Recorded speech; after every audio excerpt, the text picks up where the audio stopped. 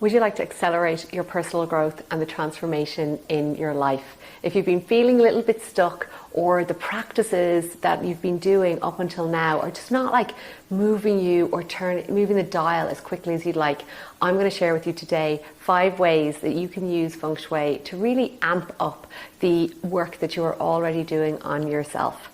So why would you start with Feng Shui to grow and to improve your life?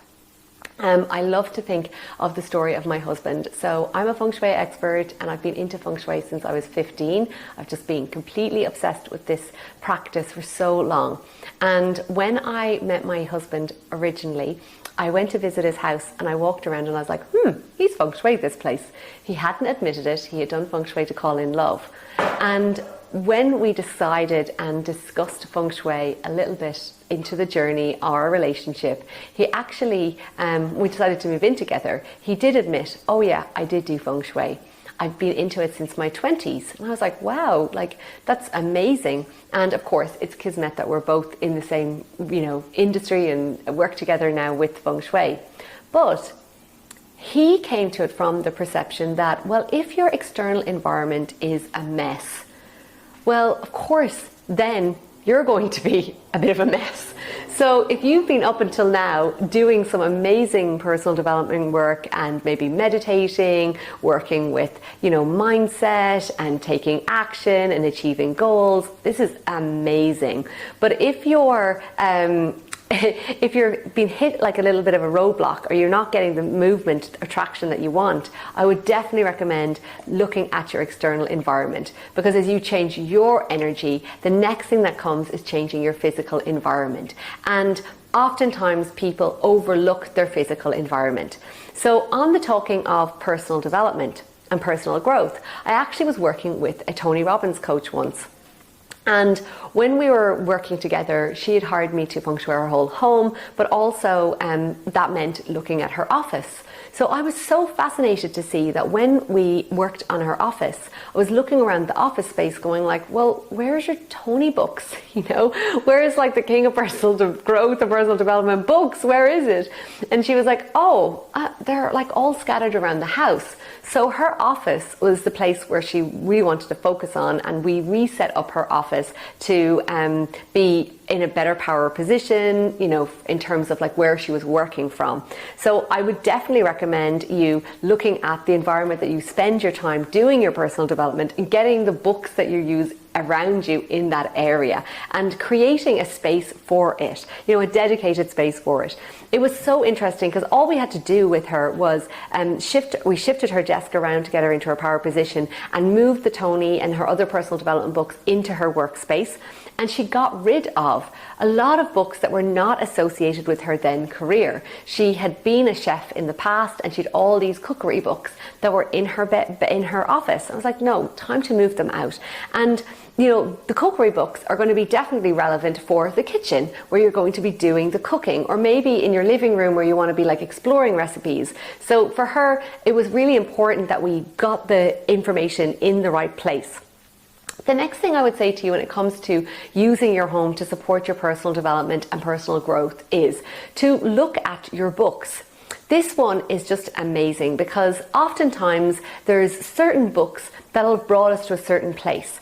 And it can be a bit of an ego thing when I talk to people about books, because you look at a book, it's like, oh, look at all the books I have. Like, look at how smart I am, or look at how, but if the books haven't been touched, haven't been used, haven't been read, and they're not going to be read, used, or touched again, that is creating stagnancy.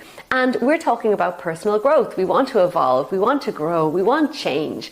But if you just have books talking about change and growth, but they're not being read and used, then it's time to let them go.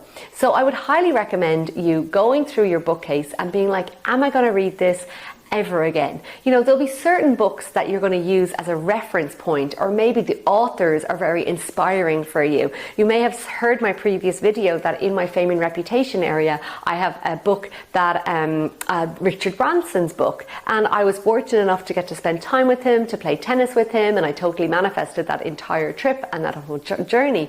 But his book was there very intentionally in my home. So look at the books, go through them and kind of go, okay, that one is done, I'm done with that one, and really just keep the ones that are aligned with where you are going and ones that you know you're going to use. The next thing I would say with those books, think about the amount of information that's in those, and how really when we're on the personal growth journey and personal development journey, we're also wanting to do it for ourselves, but also inspire other people. So if they're seeing you improve and seeing changes for you, you're going to be able to give them the gift of the books that helped them. In Feng Shui, as I said, it's all about flow. And if there's books on the shelves for years, it's creating that stagnancy that we don't want. The next thing when it comes to personal growth and development is looking at the personal growth and development area of your home, which is the northeast area. Now, this area is also associated with the spirituality area, and it doesn't matter if you don't, it doesn't mean that you have to sit in that area, but it would be a good idea if you are feeling a little bit stuck or things not moving as fluidly as you'd like them to be, to go and check out the northeast area of your home and see what's in that space. Now, don't worry if it's a place that isn't perfect. For example, our own personal spirituality and personal growth area is my laundry room. So what do I do with that? I try and keep it as under control as possible, keep it clean, keep it tidy, keep it neat, keep it organized.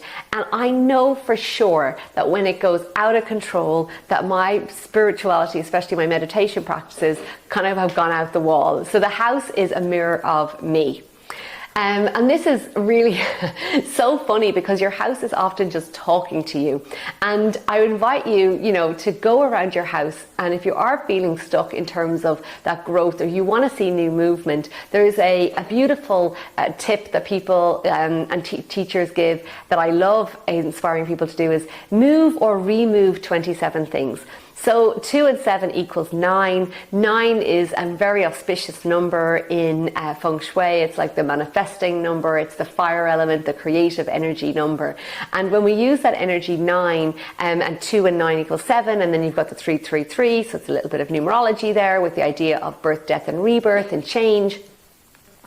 So we start to look at that using move. So even just moving things around a little bit makes a difference.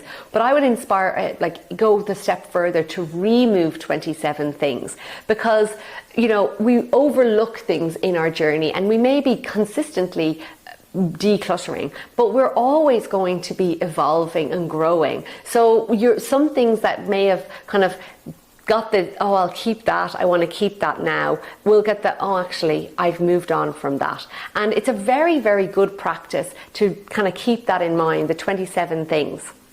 And it's fun because you can use the 27 things in terms of your space and count the numbers and have some fun. The other thing I also love doing and recommend in your home is just having things in your space that inspire you, whether that is plants that represent growth, real plants, not fake ones, whether it's fresh flowers that represent flourishing, whether it's artwork that inspires you. In my own home, I've really become so connected to having artwork that enlivens me and makes me feel good and is very intentional. So when we start on this personal growth journey, our house is kind of a match to the old us. So you want to start thinking about the new me.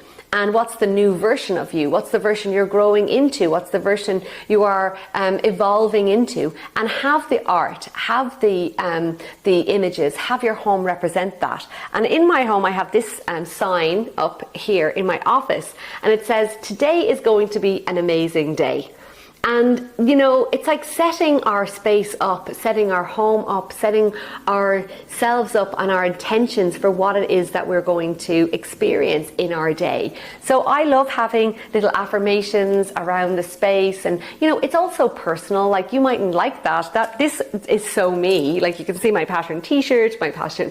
When I got this, when I bought a dress, it was a beautiful gift that came in. I framed it because I absolutely love it. And it's inspiring. inspiring. So if this is what you want to feel, make sure that your home feels inspiring. And the next thing, final thing for you to do, is to just make sure that there's nothing broken or not working. Because if there's something broken or chipped or not working, it is depleting the energy of that area. And for all of the good work that you're doing, the energy that you're doing with like this personal development work, because it's work and it's a journey and it's a growth journey, and you want to reap the rewards of it, and you want your home to support you with that. So I would definitely recommend you checking out my video about your spirituality area as well, because it's a similar energy, similar area that you would look at. And I find that when you start working on the personal growth area and personal growth and development in your life, spirituality starts to seep in as well, as they're very, very connected.